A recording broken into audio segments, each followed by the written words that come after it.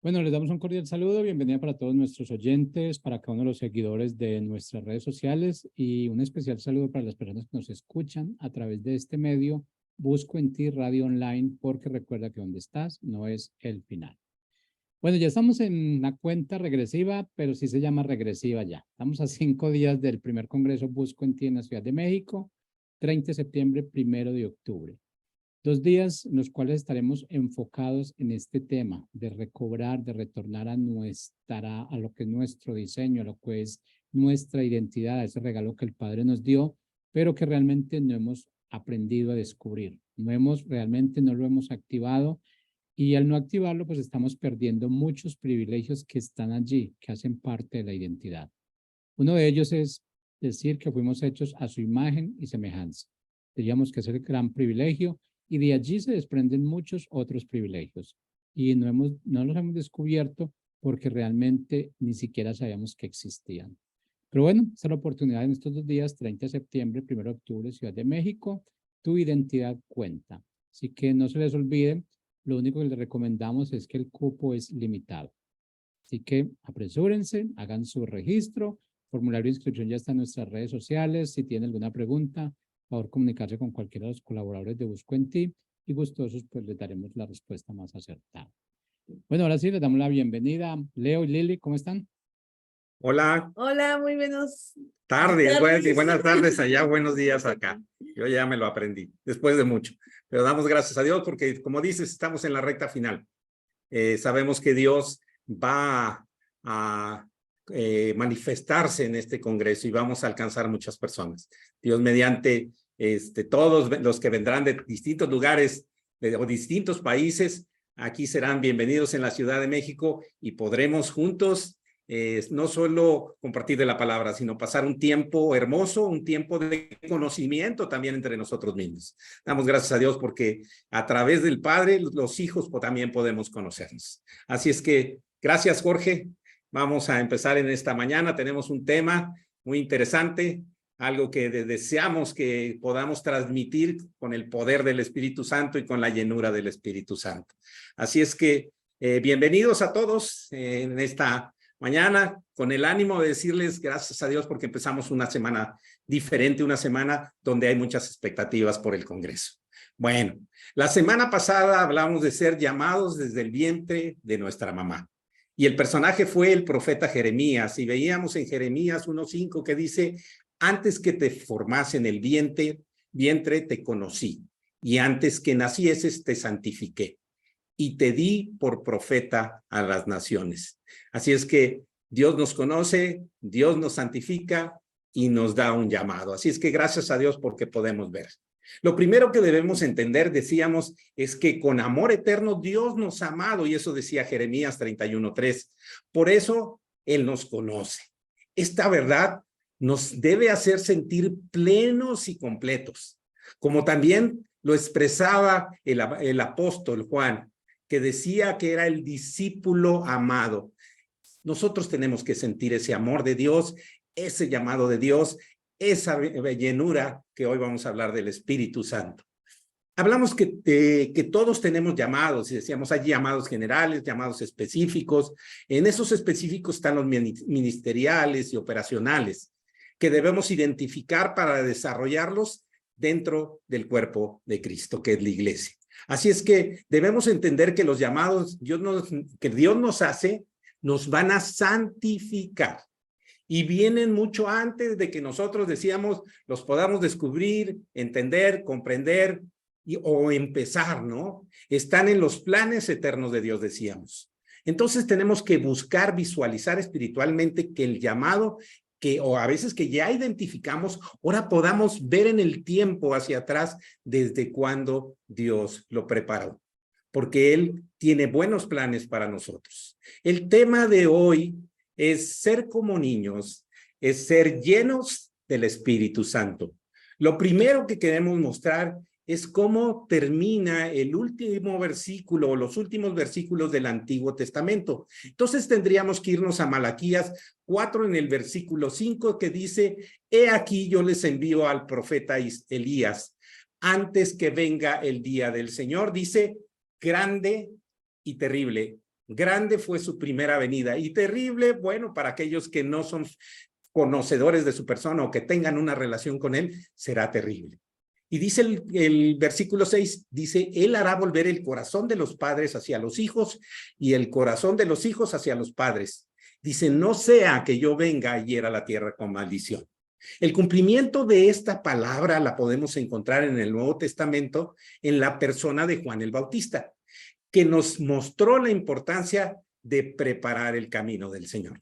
Vámonos a Juan 1:15, vamos a del 15, aunque Lucas 1:15, aunque en realidad íbamos a leer desde el 13, pero por cuestiones de tiempo vamos a leer del 15 al 17. Dice Lucas 1:15, porque será grande delante de Dios. No beberá vino ni sidra y será lleno del Espíritu Santo aún desde el vientre de su madre. Y hará que muchos de los hijos de Israel se conviertan al Señor, Dios de ellos.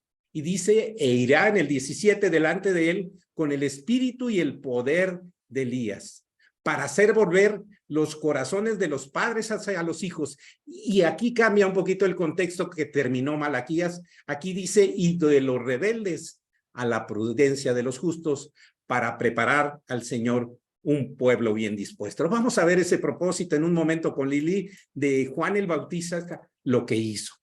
Como pueden ver, vamos a seguir hablando que desde antes de que Dios nos formase o que naciéramos, su Espíritu Santo también ya está actuando en nosotros. Es muy importante que los padres escuchen esto porque es necesario cuidar la herencia de Dios que tiene un propósito para cada uno de nuestros hijos. Para tener mayor claridad, vamos a leer nada más Lucas 1, el versículo 80. Este capítulo es muy largo y dice, y el niño crecía. ¿Quién es el niño? Juan el Bautista. Y se fortalecía en el Espíritu. Aunque venía con una llenura del Espíritu, él tenía que fortalecerse y estuvo en lugares desiertos hasta el día de su manifestación en Israel.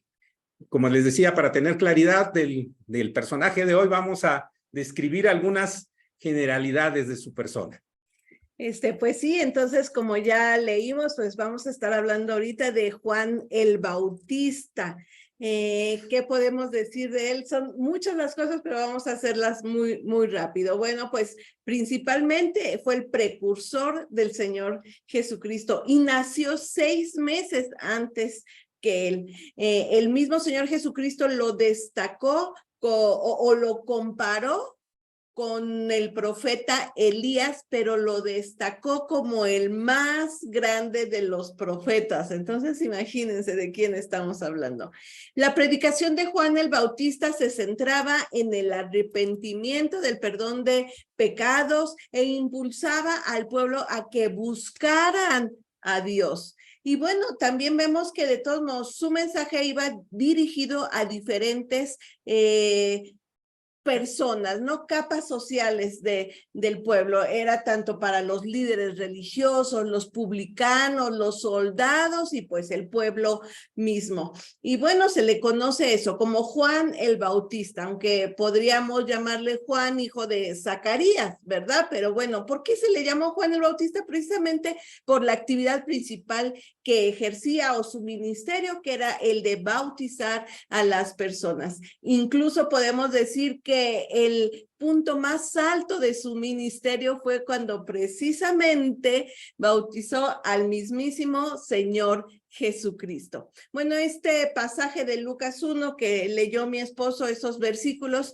desde el 5 nos empieza a narrar muchas cosas de todo el contexto, de cómo se dio este anunciamiento de su nacimiento. Se nos dice cómo su padre pues era Zacarías y le tocó entrar, ¿no? Eso de pareciera, como dice ahí, en suerte, pero sabemos que Dios ya tenía todo planeado. Bueno, entonces a Zacarías se le dice un montón de cosas antes de que siquiera fuera concebido Juan, ¿no? Se le dice incluso cómo se iba a llamar, qué iba a pasar, qué iba a hacer. Entonces aquí vemos cómo Dios y su Espíritu Santo fueron preparando todas las cosas, ¿no? Entonces su madre, Elizabeth, era estéril. Se nos dice de los dos que eran justos e irreprensibles.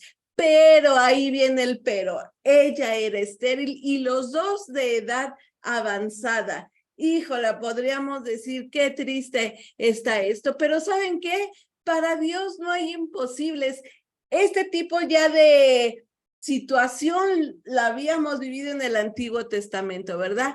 Juan el Bautista viene a ser parte de varios eminentes personajes del Antiguo Testamento que nacieron de madres que habían sido estériles, ¿no? Entre ellos podríamos mencionar a Isaac, que nació de Sara. Ella fue estéril nada más y nada menos que 90 años. Y a esa edad Dios le da a este hijo Isaac. También tenemos a Jacob, ¿verdad?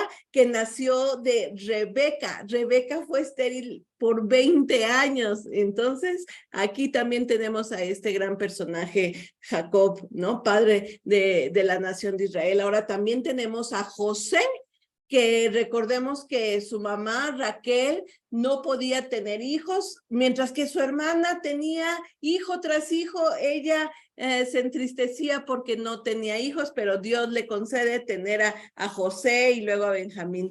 También tenemos a Sansón, hijo de Manoa. No sabemos el nombre de la mamá, pero sí sabemos que era estéril.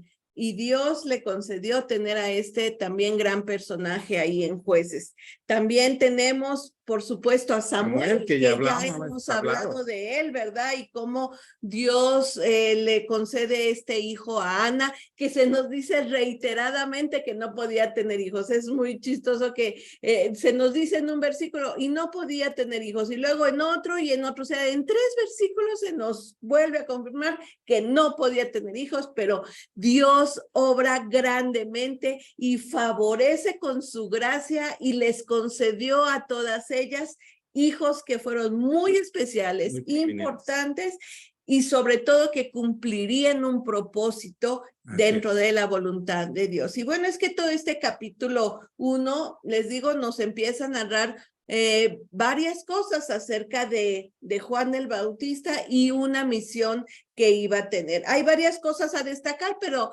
la que ahorita queremos resaltar, o la ahorita más importante, es, como dice él, que iba a ser lleno desde el vientre de su madre, lleno del Espíritu Santo desde el vientre de su madre. O sea, ya ni siquiera al nacer, o ya ni siquiera en su primer llanto, no, cuando cumpliera 3, no, desde el vientre de su madre, incluso antes de respirar y de ver la luz del sol, el niño ya estaba lleno del Espíritu Santo. Entonces, si alguien duda de que un niño puede tener el Espíritu Santo, pues aquí tenemos que no, ¿verdad? Él fue lleno desde ese momento. Y esto no quiere decir que un niño no tenga que tener su encuentro personal con Jesucristo. No, por supuesto. O sea, sí debe tener ese encuentro con Jesucristo. De hecho, le pasó a Juan el Bautista. Él quizá lo conoció como primos, eran parientes, ¿no?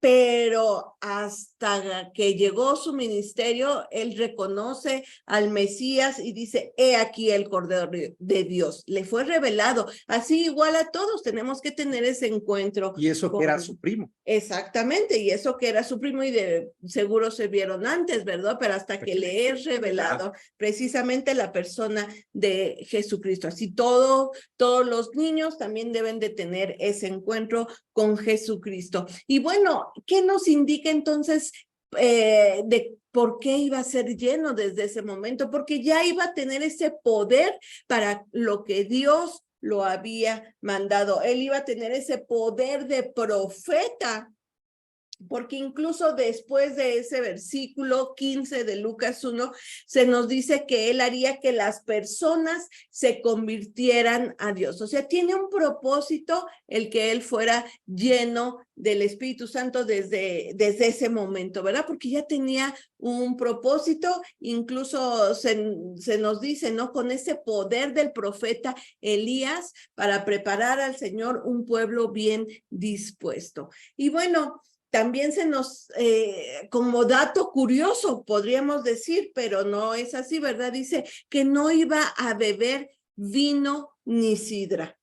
Entonces, como que, ¿qué tiene que ver con el Espíritu Santo? Pues sí, porque precisamente Juan el Bautista, su vida iba a ser controlada por el Espíritu Santo y nunca controlada por el alcohol, ¿verdad? Por el vino y la sidra. Hay una cita muy interesante ahí en Efesios 5:18 que dice, no se embriaguen con vino, en lo cual hay disolución, antes bien sean llenos del Espíritu Santo. Y eso es lo que queremos, que nuestra vida sea controlada por el Espíritu Santo, ¿verdad? Y no por sustancias tóxicas. Y bueno, no solamente este pasaje de Lucas 1 nos habla anticipadamente de Juan el Bautista, ya desde el Antiguo Testamento, como dijo mi esposo, ya se había anunciado la venida de este precursor, de alguien que iba a preparar el camino. Tenemos dos citas en Malaquías 3:1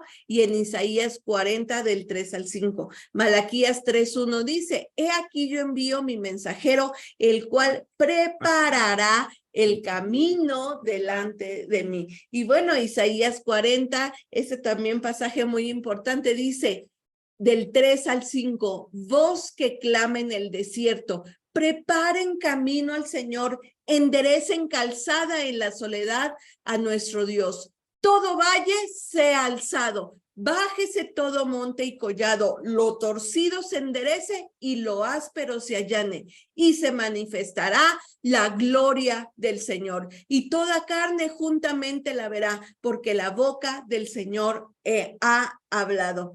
Este pasaje entonces nos habla ya de Juan el Bautista. Él iba a ser esa voz que clamaría en el desierto para preparar el camino del Señor. Era costumbre de ese tiempo de que cuando alguien importante iba a llegar a la ciudad, se preparaba el camino, que no hubiera estorbos, rocas, que el camino fuera lo más derecho y transitable posible.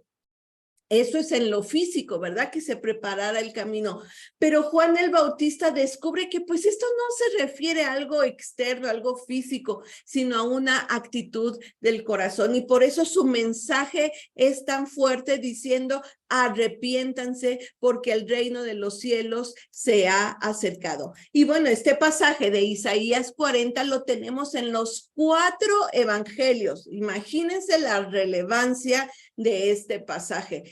Casi al principio de todos los evangelios tenemos como Juan es esa voz en el desierto, el cual iba a preparar la venida del Señor. Y bueno, podríamos decir, bueno, es que fue para la primera venida del Señor. Pero saben, la palabra es siempre tan actual porque es eterna. Y ese pasaje ahorita nos habla a nosotros, ahorita tiene trascendencia, porque si bien ya vino el Señor Jesucristo, ¿no? Hace años, por primera vez, estamos en espera de la segunda venida del Señor Jesucristo. No sabemos cuándo es, pero algo es muy cierto, que cada día está más cerca. Y ahora la pregunta sería, ¿estamos preparados? Porque Juan el Bautista nos da este mensaje que viene siendo tan actual para nosotros.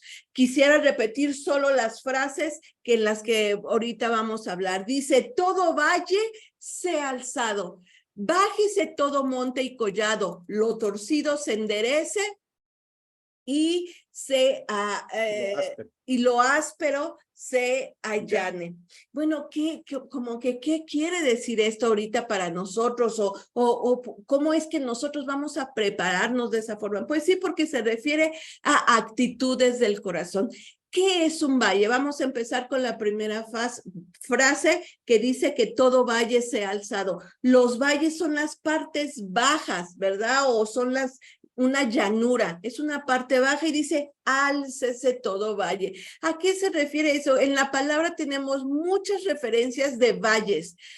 La más conocida, podría yo decir, es cuando en el Salmo 23 nos dice David, dice en el 4, aunque ande en valle de sombra de muerte. Fíjense, entonces los valles nos dan referencia a estar tristes, sufriendo, a que hay dolor, a que hay muerte, a que hay luto. A eso se refiere. Pero ¿qué nos está diciendo aquí la palabra? Que todo valle sea alzado, o sea, que tengamos ese gozo del Señor en nuestra vida, que tengamos un avivamiento, que levantemos el ánimo. Él viene, nuestro gozo es el Señor Jesucristo y eso nos debe bastar para levantarnos en Él, ¿verdad? En ser agradecidos. A eso se refiere, a levantarnos nosotros mismos, a animarnos en Él, porque Él es nuestro gozo.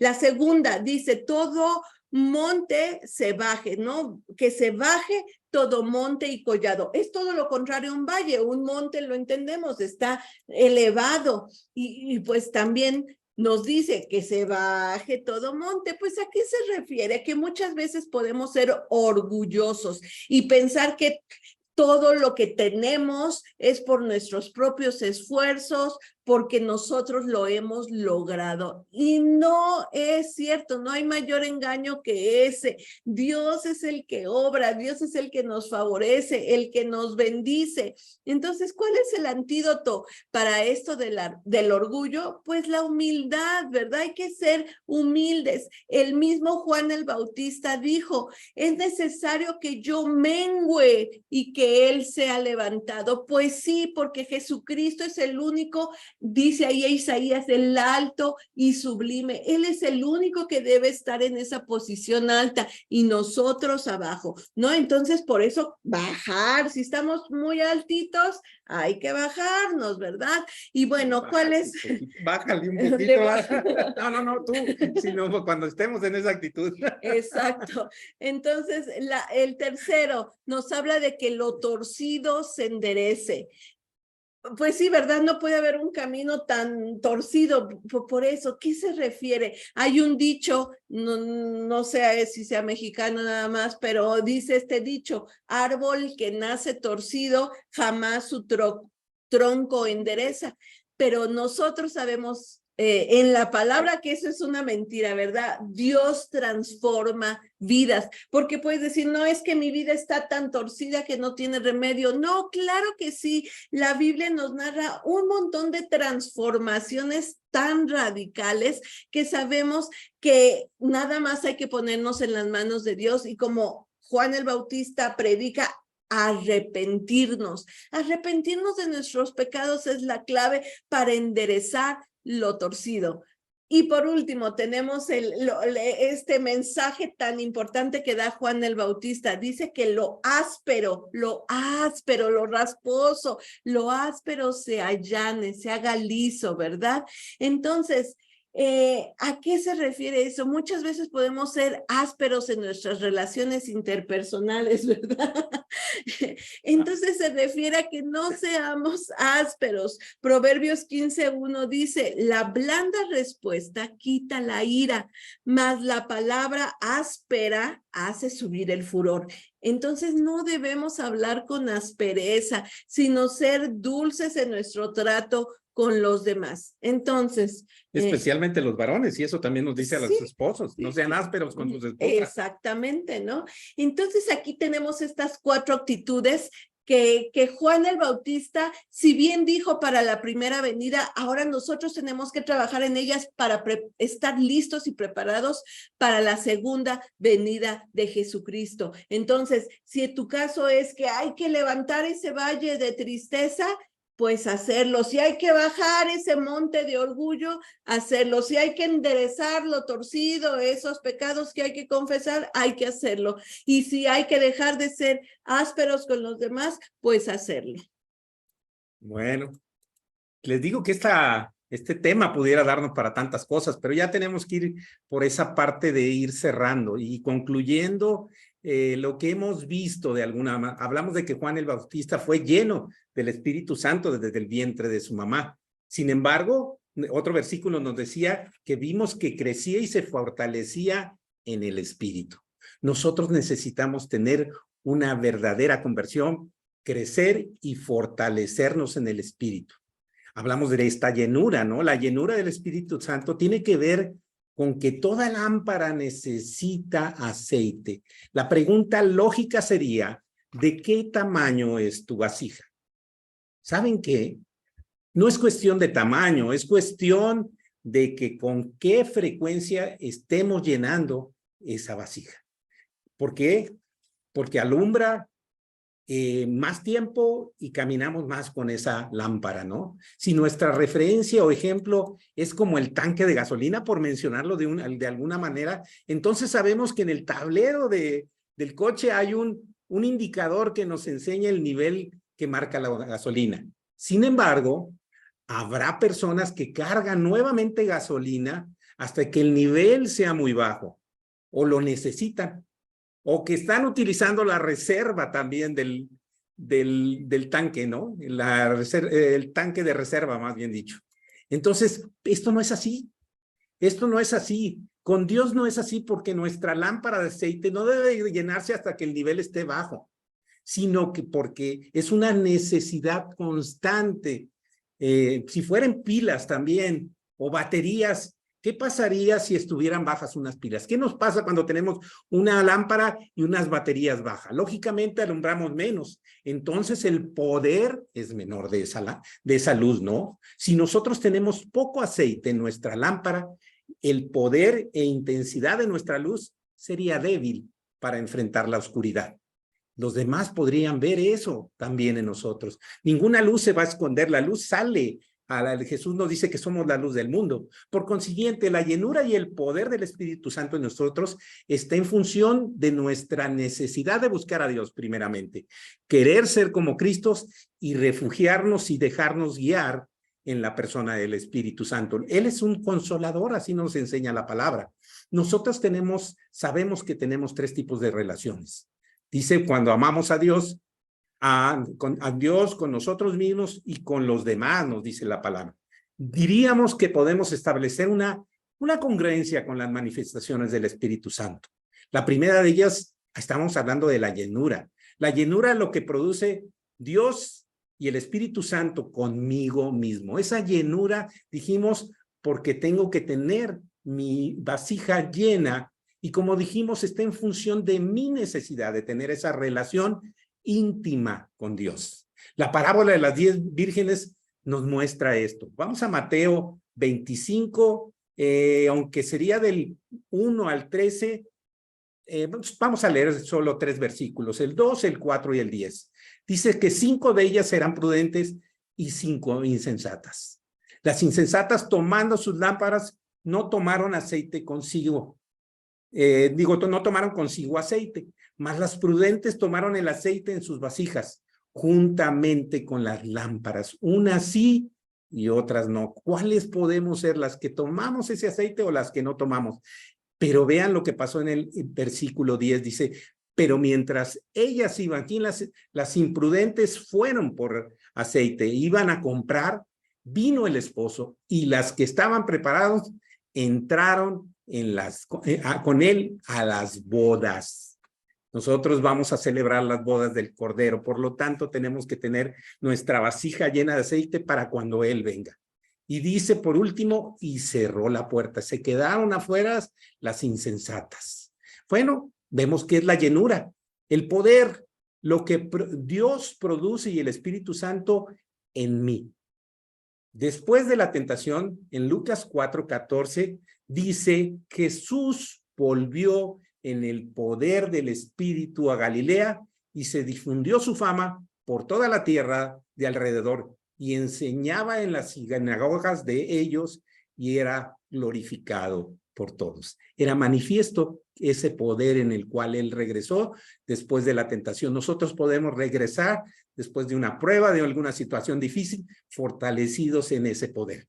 Pero ¿qué nos dijo Jesús en una recomendación antes de irse? En Hechos 1:8 dice, pero recibirán poder cuando haya venido el Espíritu Santo. Y dice, ¿para qué? Dice el propósito, y me serán testigos en Jerusalén, en toda Judea, en Samaria y hasta lo último de la tierra. El poder nos ayuda de Dios a eso.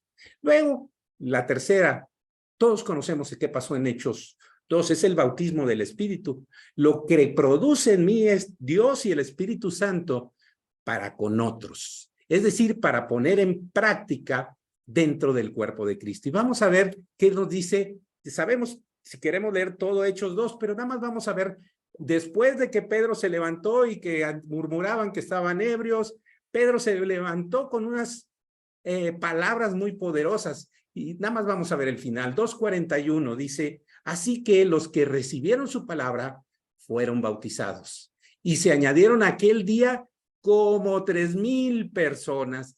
Ese es el poder del Espíritu Santo y el bautismo de su Espíritu. Y perseveraban, dice, en la doctrina de los apóstoles, en la comunión de unos con otros, en el partimiento del pan y en las oraciones. Por eso, ese bautismo nos sella para ser parte del cuerpo de Cristo. Aquí no hay candidatos independientes ni nada por el estilo como oímos a veces en la política aquí en México. No, aquí todos tenemos que ser parte de ese cuerpo y nos tenemos que visualizar en ese cuerpo y cumplir con una función. Por último, vamos a ver algo que sigue siendo de Juan el Bautista y está en Mateo 11:12. Lo vamos a leer en la versión de la traducción del lenguaje actual. Y dice, desde que Juan el Bautista comenzó a predicar hasta ahora, el reino de Dios avanza a pesar de sus enemigos. Solo la gente valiente y decidida logra formar parte de él. En otra versión, la que más conocemos, que el reino de los cielos sufre violencia y los valientes lo arrebatan. Entonces, esa actitud es la que debemos tener. Debemos ser valientes ante el propósito que Dios pone en nosotros, porque Él nos puede desde sellar o nos puede llenar de su espíritu desde que estamos en el vientre de nuestra madre. Nacemos, tenemos que convertirnos, tenemos que pasar todo ese proceso, tenemos que llenarnos, pero Él va a ayudarnos. Por eso la llenura nos ayuda a perseverar, nos ayuda a cumplir el propósito de Dios, no solo en esta tierra, sino para cuando Él venga. Eso es lo más importante. Necesitamos entenderlo y verlo. ¿Por qué? Porque si no, no vamos a poder vivir de manera como Él quiere hasta que Él venga. Bueno, pues damos gracias a Dios por este tema, pero el próximo lunes, después del Congreso que vamos a tener aquí en la Ciudad de México, vamos a seguir hablando de la paternidad, de alguna situación, y el tema se llama la obediencia distingue al hijo. O sea que vamos a leerlo de ser como niños, es la obediencia que distingue al hijo. Por último, queremos decirles que recuerden esto, que ser como niños es una actitud del corazón. Muchísimas gracias, que Dios les bendiga. Hasta el próximo lunes.